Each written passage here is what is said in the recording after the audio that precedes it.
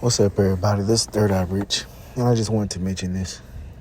I know I probably said it before, made a video on it before, but it's kind of had some relevance in my life right now, so I just wanted to make it again as a reminder to those and a reminder to myself that when things seem that it's falling apart, or things seem that it's not moving as fast as you want it to, or things seem as if it's not moving at all, know that it's not that things have stopped, or the universe has stopped paying attention to you, or God is not paying attention to you, or your manifestations are not coming true, or anything of that sort. No.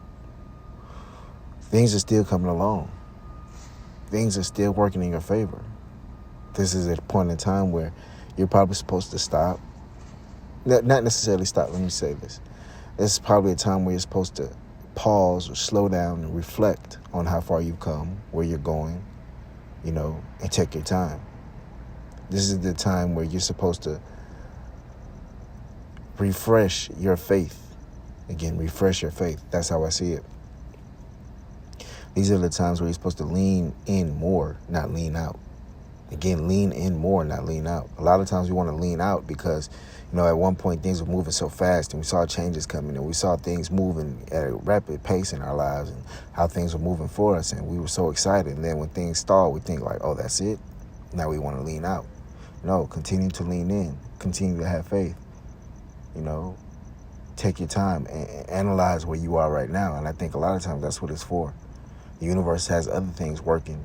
It can't always be, moving for you. Sometimes you have to take time and pause and reflect. And like I said, look around at you.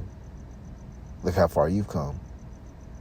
So when the universe slows down and your manifestation slows down, doesn't mean that you're not getting what you need. Things are still working in the background. You have to understand what this time is for. Sometimes this time is for you to pause and reflect. Sometimes this time is for you to, be appreciative, be grateful, and understand everything is coming. Again, everything can't be rapid pace. Imagine you running a race and it's a marathon. And at the beginning you run full out, just pew. And throughout the whole race you're just running full out. Well, if anybody's a marathon runner, they tell you that you don't run full out. You're going to have peaks and valleys. You're going to have highs and lows when you're running. So it's the same thing, when you're on this manifestation journey or,